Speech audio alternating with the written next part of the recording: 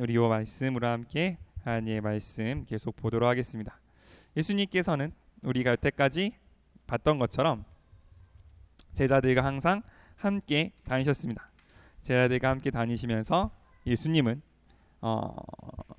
제자들을 교육하실 때, 제자들에게 나는 이런 사람이다 라고 말씀하실 때, 물론 나는 이런 사람이고 하나님은 이것을 기뻐하신다라고 직접 말씀도 하시지만, 그것보다 더 중요한 것은 예수님이 사람을 대하는 자리, 예수님이 하나님의 말씀, 하나님의 뜻을 따라 사역하는 그 자리에 제자들과 함께 하시면서 제자들에게 예수님을 직접 보여주시는 모습을 우리가 더 많이 볼 수 있습니다. 왜냐하면 우리도 그렇게 예수님을 만날 거거든요. 우리도 예수님이 행하신 일들, 성경에 쓰여 있는 예수님이 행하신 일들, 예수님의 말들을 통해서 예수님을 만날 것이기 때문에 그렇습니다. 그러니까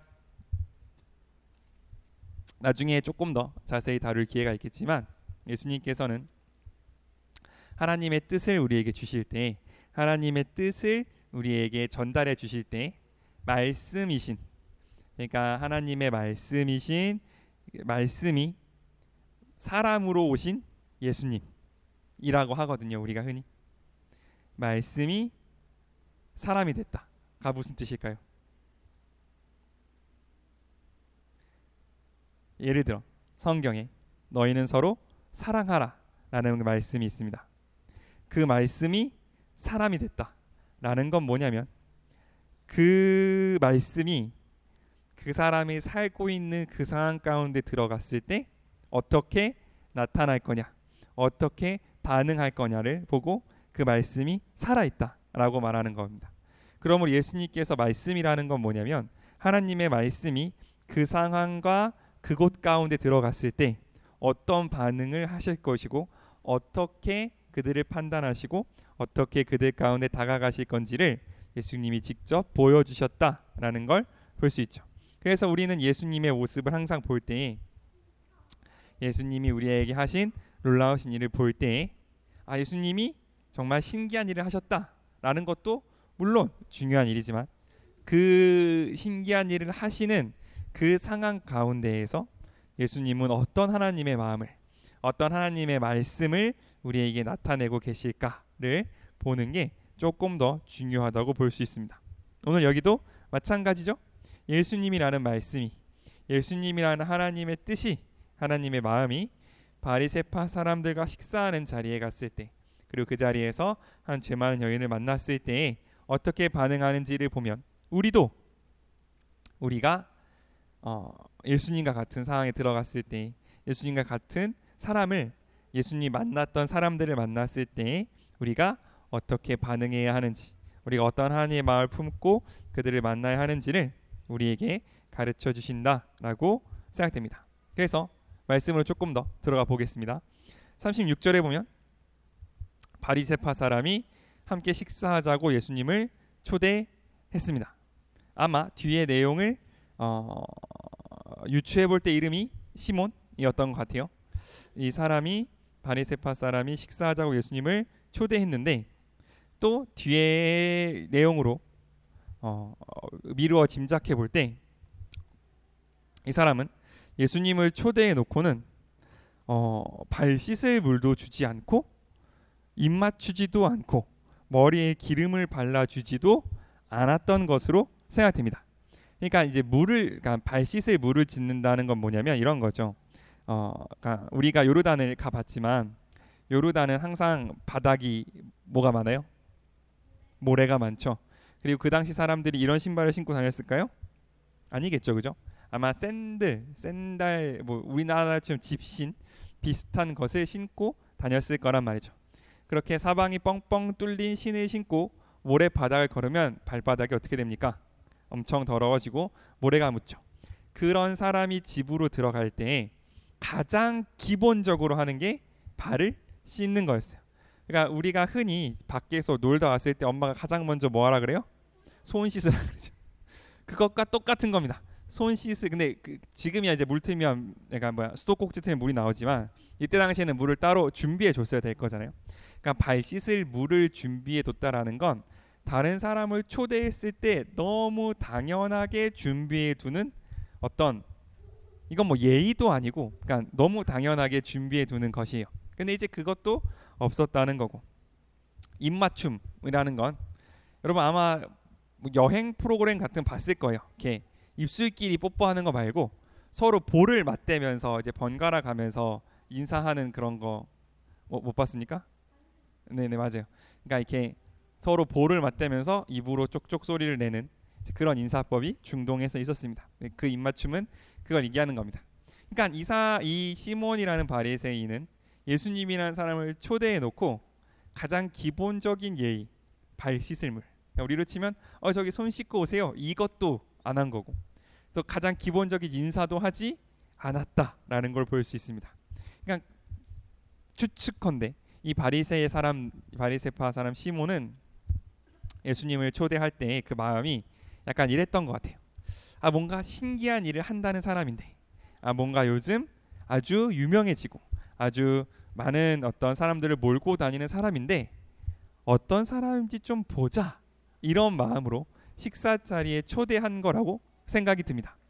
그렇지 않다면 이 사람을 예수님을 정말 어떤 선생님으로서 대접하기 위해서, 예수님을 존경해서 예수님을 초대했다면 당연히 했었어야 할 것들이 나오지 않았기 때문에 그렇습니다. 그래서 예수님께 대해 있어서는 이건 어떻게 보면 좀 굉장히 뭐랄까 모욕적인 일이에요. 내가 상대방 집에 갔는데 당연히 해줘야 될 것들을, 내가 상대방 집에 놀러 갔는데 상대방 부모님이 내가 왔는지 안 왔는지 상관도 안 하고 TV만 보고 있는 그런 수준의 무관심, 혹은 어떤 이런 뭐랄까 어쨌든 손님으로서 대접을 받지 못한 상황이라는 거죠. 그것과 똑같은 상황에 누가 왔냐면 37절에 보면 죄 많은 한 여인이 왔습니다. 어떤 죄를 지었는지는 나와 있지 않습니다. 그리고 이 여인의 이름이 정확히 누구인지도 나와 있지 않기 때문에 추측하는 건 조금 어려울 수 있으나, 죄의 어떤 이게 무슨 죄다를 밝히지 않고 다만 죄가 많은 여인이다라고 했을 경우에는 많은 부분 어떤 이 성적인 부분의 죄였을 거라고 추측하는 성경학자들이 많은 것 같아요. 뭐 어쨌든지 간에 성경이 죄가 많다라고 했으니 진짜 죄가 많은 여인이었겠죠. 그러니까 이 여인은 자기도 알고 동네 사람들도 알고 모든 사람들이 다 아는 죄 많은 여인이었습니다. 우리야 이제 이 본문을 다 읽고 이 여인을 보니까 이 여인이 죄를 용서받은 굉장히 어떤 불쌍하고 순결하고 어떤 피치 못할 사정에 있어서 죄를 지은 듯한 이런 이미지가 우리 머릿속에 있으나, 어떻게 보면 이 여인은 굉장히 적극적으로 죄를 지었을 수도 있는 거고, 어떻게 보면 이 여인이 지은 죄가 그 당시 상황으로 혹은 지금 우리가 볼 때 사람으로서 할 수 없는 죄일 수도 있는 거예요. 그러니까 이거는 이 누가가 굳이 이 여인의 죄를 특정하지 않은 이유는, 저는 그 죄가 무엇인지가 중요하지 않다라는 걸 우리에게 알려주기 위함이라고 저는 생각합니다. 그 동네 주변 사람들이 다 알 정도였으니 그 죄가 심각하고 반복적이었고 그 여인의 삶과 하나가 되어 있었고 그 여인의 삶에 어떻게 보면 필수 불가결한, 무슨 뜻입니까? 필수 불가결, 없으면 안 되는 그런 게 죄로 우리 그 여인의 삶에 이미 결합해 있는 상황인 것 같아요. 그러나 그 죄가 정확히 무엇이고 얼마나 심각한지는 성경이 침묵하고 있는 것을 본다면, 뒤에 있을 용서, 하나님의 용서를 선포함에 있어서 그 죄가 무겁고 가벼운 것은, 그 죄가 어떤 것인지는 중요하지 않다라고 성경은 이야기하고 있는 것 같습니다. 그러면 중요한 건 뭐냐? 그러면 중요한 건 뭐냐를 예수님께서는 비유로 말씀하십니다. 어떤 비유냐면 이런 비유입니다. 41절에서 43절까지 우리 한번 같이 읽겠습니다. 41에서 43절 시작. 돈놀이하는 어떤 사람에게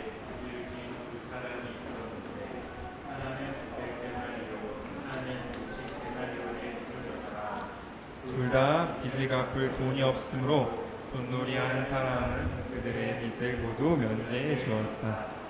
그러므로 그들의 누가 더 그를 사랑하겠느냐? 제 생각에는 더 많이 면제받은 사람입니다. 그래서 예수님은 내 말이 맞다 하시고, 네, 여기까지 읽겠습니다. 중요한 건 뭐냐면 이 얘기인 거죠. 자, 돈놀이. 돈놀이라는 게 뭡니까? 돈으로 막 비행기를 접어. 돈놀이. 돈놀이가 뭡니까? 이게 약간 왜 굳이 이렇게 번역됐냐면 약간 멸칭이에요. 그러니까 멸칭이 뭔지 알아요? 낮잡아 부르는 말. 그러니까 안 좋게 이르는 말이에요. 예수님 당시에는 이게 뭐냐면 지금 은행의 역할을 한 거예요. 어떤 사람이 급할 때 돈을 빌려주면 나중에 갚을 때는 이자를 붙여서 갚잖아요. 내가 지금 1,000원을 빌리면 나중에 갚을 때 1,100원을 갚는 게 이자인 거죠. 그런데 이 이자라는 것은 지금이야 이제 현대 금융 체계를 굴러가게 하는 가장 필수적인 부분이지만 예수님 당시 때만 해도 이 이자를 받는 걸 어떻게 생각했냐면 네 형제가 급하게 돈이 필요하다는 형제의 절박한 상황을 이용해서 일도 하지 않고 재산을 불리려고 하는 아주 나쁜 일로 생각했어요. 내가 당장 1,000원이 급해. 근데 형제한테 1,000원이 있어. 그러면 당연히 빌려줘야지가 그 당시 사람들의 기본적인 어떤 도덕이었는데 그거를 안 빌려주고 세상이 급하다는 이유로 나중에 갚을 때 100원을 더 받아. 나는 이런 나쁜 놈들이라고 생각했던 게 그 당시 사람들이었습니다. 그래서 그걸 보고 돈놀이라고 하는 약간 이렇게 안 좋게 부르는 이름을 쓴 거예요. 어쨌든 이 나쁜 사람, 돈놀이를 하는, 돈 갖고 장난치는 이 나쁜 사람조차도 어떻게 하냐면 빚을 진 두 사람이 있어요. 하나는 500데나리온, 하나는 50데나리온입니다. 500데나리온, 1데나리온은 그 당시에 한 사람이 하루 동안 일하면 벌 수 있는 돈쯤 됩니다. 한 사람이 하루 동안 일하면 벌 수 있는 돈. 그러니까 최저 시급을 대충 10,000원으로 계산했을 때 우리가 8시간 일하니까 한 80,000원 정도 왔다 갔다 하는 돈이라고 생각하면 될 것 같습니다. 그래서 500데나리온은 우리가 얼마예요? 1년하고도 한 반? 1년 반 동안 일해야 벌 수 있는 4천만 원 정도 되는 큰 돈이고, 그럼 50데나리온은 한 400만 원 정도 되는 돈이죠. 물론 둘 다 큰 돈입니다만 둘 모두 빚을 면제해 주었습니다. 그러면 4천만 원 빚진 사람과 400만 원 빚진 사람 중에서 누가 더 이 면제해 준 사람을 사랑할 겁니까? 누가 더 고마워요? 4천 더 많이 돈 빌린 사람이 고맙죠. 무슨 말이에요? 죄가 많을수록 용서받아야 될 것이 많을수록 예수님께 더 많이 감사한다는 뜻이죠. 그런데 한 번만 더 생각해 봅시다. 자, 이 죄 많은 여인은 자기가 죄인이라는 것을 알고 있었어요. 그래서 예수님께 감사할 수 있었습니다. 그럼 이 여인을 500데나리온 빚진 사람이라고 생각해 봅시다. 그럼 자, 이 바리새인은 50데나리온 빚진 사람이에요? 이 바리새인이 예수님께 뭘 감사했어요? 안 했어요. 만약 이 이야기에 들어간다면 이 바리새인은 얼마 빚진 사람이에요? 자기 생각하기에 빚이 없는 사람이에요. 이 바리새인은 자기가 생각하기에 나는 빚이 없다라고 생각하는 사람이죠. 그러면 감사할 게 있어요, 없어요? 없어요. 그러니까 정말 중요한 거, 우리가 하나님 앞에서 감사로 나아가기 위해서, 하나님의 용서를 알기 위해서, 하나님의 뜻을 알기 위해서 정말 중요한 건 뭐냐면 내가 빚진 사람이라는 걸 인정하는 것에서부터 시작돼요.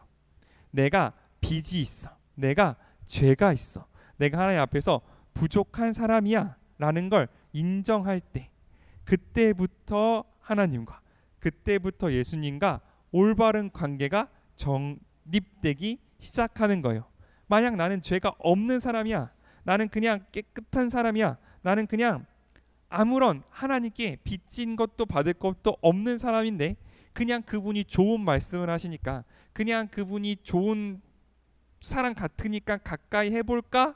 라는 그 자세는 오늘 여기 나와 있는 이 바리새파 사람처럼 하나님을, 예수님을 가장 욕되게 하는, 가장 뭐랄까 이렇게 소외시키는, 하나님을 대함에 있어서 가장 하면 안 될 태도라는 것을 우리가 꼭 기억할 수 있으면 좋겠습니다. 내가 빚진 사람이라는 거, 내가 하나님 앞에 뭔가 해결해야 될 게 있는 사람이라는 거, 내가 부족함이 있는 사람이라는 거, 우리가 그것을 보고 인정할 수 있어야 돼요. 그건 어떻게 하면 보일 수 있느냐? 하나님 앞에 나아갈수록 그게 더 분명하게 드러납니다. 하나님 앞에 나아가고 하나님 말씀 앞에 나아갈수록 예전에는 문제가 아니었던 것들이 문제가 되고, 예전에는 그저 넘어갈 수 있었던 것들이 넘어갈 수 없는 나의 기도 제목이 될 때에 우리는 하나님 앞에 가까이 가면 가까이 갈수록 더 내가 하나님 앞에 빚진 사람이라는 것을 알 수 있는 거죠. 그러므로 우리가 하나님 앞에 나아간다는 것은 두 가지를 동시에 하는 거예요. 내가 하나님 앞에 더 큰 죄인인 것, 내가 하나님 앞에 더 갚을 것이 많은, 내 힘으로 날 어쩔 수 없는 죄인이라는 것을 아는 것과, 그것을 반드시 용서해 주시고 그것을 반드시 사랑으로 회복시켜 주실 하나님을 신뢰하며 그분의 뜻을 알며 나아가는 이 두 가지가 항상 동시에 일어난다는 거죠. 이 과정은요 굉장히 두렵고 떨리는 과정입니다. 왜냐하면 첫 번째 단계, 하나님 앞에 다가가서 내가 부족한 사람이라는 걸 아는 것에서 멈춰버리면 우리는 그것에서부터 시작해서 하나님으로부터 더 멀어질 수밖에 없어. 내가 만약 죄인이라는 걸 아는 것에서 멈춰버린다면 우리는 하나님을 알아가는 것이 날마다 더 고통스럽고 날마다 더 힘든 일이 될 거예요. 반대로 이걸 아는 것 없이 하나님이 나를 용서하시는 것만 그저 외우고 있다면 하나님의 그 용서가 나한테는 감격도 아니고 나한테는 어떤 위로도 아닌 그냥 어떤 공식처럼, 내 죄가 하나님이 들어가면 당연히 용서가 나와야 되는 거 아닙니까 하는, 하나님을 무슨 용서 자판기처럼 생각하는 아주 뒤틀린 믿음이 생길 수도 있다는 거죠. 그러므로 우리가 주님 앞에 꼭 진지하게 해야 하는 것은 뭐냐면, 진심으로 하나님 앞에 나아가서 내가 정말 하나님 앞에 용서받을 수 없는 죄인이라는 것을 아는 것과, 그렇기 때문에 나를 사랑하시고 그렇기 때문에 나를 더 많이 사랑하시는 하나님의 사랑을 믿음으로 기다리는 것, 이 두 가지는 정말 매일매일 두렵고 떨림 가운데 우리가 해 나가야 하는 것들이라는 걸 우리가 꼭 잊지 않았으면 좋겠습니다. 이 여인도 정말 목숨을 걸고 나온 거예요. 자신의 죄를 용서받기 위해서 어느 정도였냐? 목숨을 걸 정도였다는 겁니다. 왜냐하면 그때 당시 사람들 생각으로 죄인이 의로운 사람을 만지면 죄가 옵는다라고 생각했기 때문에, 게다가 부정한 여인, 그러니까 죄 많은 여인이 결혼하지 않은 성인 남성을 만진다는 건 지금도 조금 이상하잖아요. 누가 와서 내 발을 막 만지는 건 약간 이상한데 그때 당시에는 더 심각한 어떤 이 사회적인 어떤 규율을 위반하는 거였단 말이죠.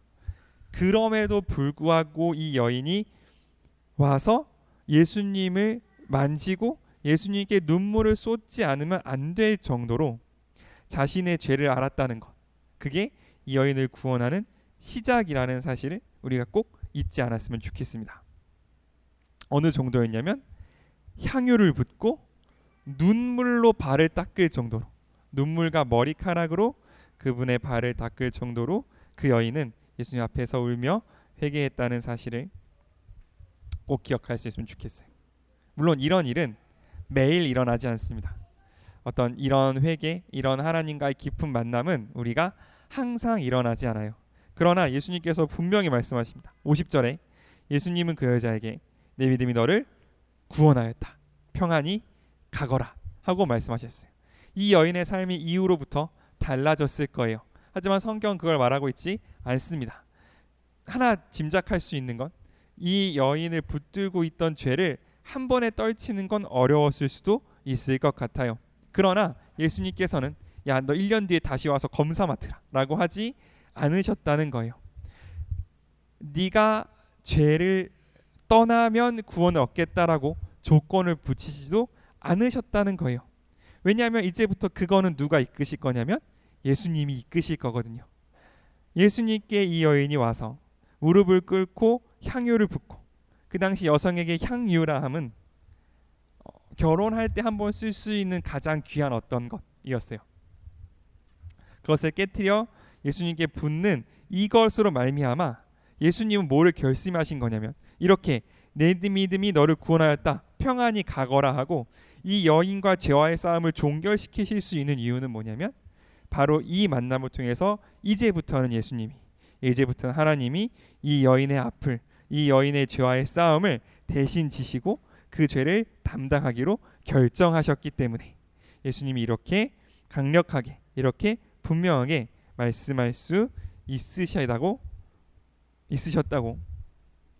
생각합니다.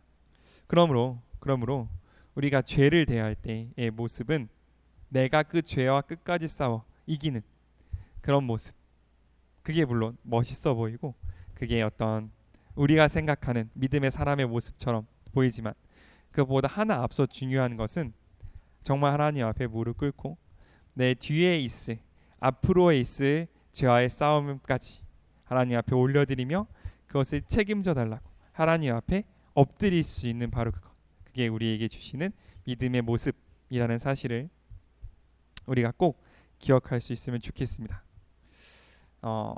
이 말씀은 어른인 저에게도 어떻게 보면 약간은 피상적인 말씀이에요. 피상적이다. 그러니까 구체적이지 않을 수 있어요. 매일 이렇게 하나님 앞에 눈물로 회개하느냐? 그렇지 못한 게 우리의 현실이에요. 아마 우리 자녀 분들께서는 조금 더 뭐랄까 멀리 떨어져 있는 말씀으로 느껴질 수도 있을 것 같아요. 우리가 목사가 앞에 서서 우리는 죄인입니다 하니까 내가 죄인이구나 하지만 내가 죄인이라는 사실을 그렇게 깊이 깨닫지 못했을 수도 있을 것 같습니다. 그러나 우리가 요거는 꼭 알고 넘어갔으면 좋겠어요. 언젠가 우리 가운데 내가 정말 죄인이라는 걸 알게 되었을 때, 언젠가 내 마음속에 하나님께서 정말 없어지지 않을 것 같은 나의 죄를 내게 보여주셨을 때, 그때 우리가 무릎 꿇어야 할 분은, 그때 우리가 붙잡아야 할 분은 예수님이고 예수님의 발이라는 사실을 우리가 오늘 꼭 미리 알고 그 예수님께 함께 기도할 수 있는 우리가 될 수 있으면 좋겠습니다.